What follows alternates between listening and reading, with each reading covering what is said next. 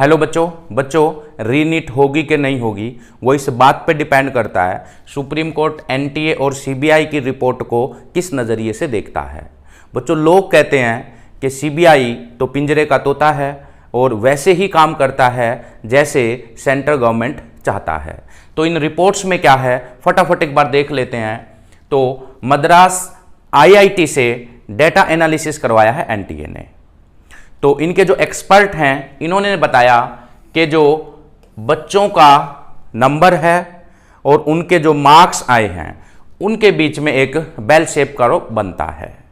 यानी बच्चों के मार्क्स को एक साइड में लिख लेते हैं और टोटल नंबर ऑफ स्टूडेंट को अगर एक साइड में लिख लेते हैं तो एक बेल शेप कर्व बनता है। ये एनालिसिस उन स्टूडेंट के मार्क्स का किया गया है जिनके नंबर 520 से 720 के बीच में आए हैं।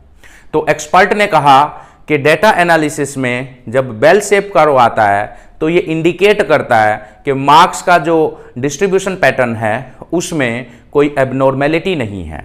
यानी जो अच्छे स्कोरर बच्चे हैं, जो टॉप स्कोरर बच्चे हैं, वो इक्वली डिस्ट्रीब्यूटेड हैं ऑल ओवर इंडिया सभी सेंटर्स पे। यानी किसी एक पार्टिकुलर सेंटर पे टॉपर्स की संख्या ज़्यादा नहीं है। तो वो बेल शेप कर्व इस प्रकार की जानकारी हमें देता है। तो यही बात अपनी रिपोर्ट में एनटीए ने सबमिट की है सुप्रीम कोर्ट में। उसके बाद कहा कि जो टॉपर्स का नंबर है वो पहले 67 था।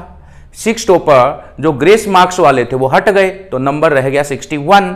और ये 61 भी इसलिए आया है कि पहले टॉपर का नंबर 17 था, लेकिन एक फिजिक्स का क्वेश्चन कंट्रोवर्शियल होने के कारण उसके 2 आंसर दे दिए गए। उस वजह से जो बच्चों का मार्क्स है वो बढ़ गया और जो नंबर है वो पहुंच गया 17 से 61। बच्चों के मार्क्स ज़्यादा क्यों आए हैं इसके बारे में एनटीए ने अपनी रिपोर्ट में लिखा है कि पेपर बहुत आसान था, 25% सिलेबस रिड्यूस हो गया था, एक्स्ट्रा नंबर ऑफ स्टूडेंट आ गए थे, बच्चों में जो कंपटीशन स्पिरिट है वो इंक्रीज हो गई थी। ये मेन रीजंस हैं नंबर इंक्रीज होने के। एनटीए ने कहा कि जो टेलीग्राम पे वीडियो घूम रहा है वो टोटली फेक है और इन्होंने पटना पेपर लीक को भी रिजेक्ट कर दिया।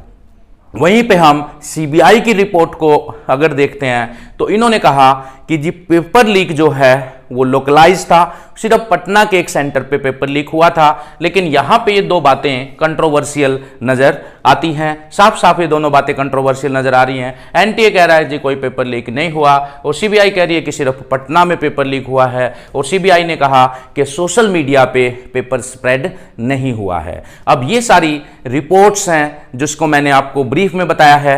अब इन सब चीज़ों को सुप्रीम कोर्ट किस नज़रिए से देखता है इस पे रीनीट का फ्यूचर डिपेंड करेगा।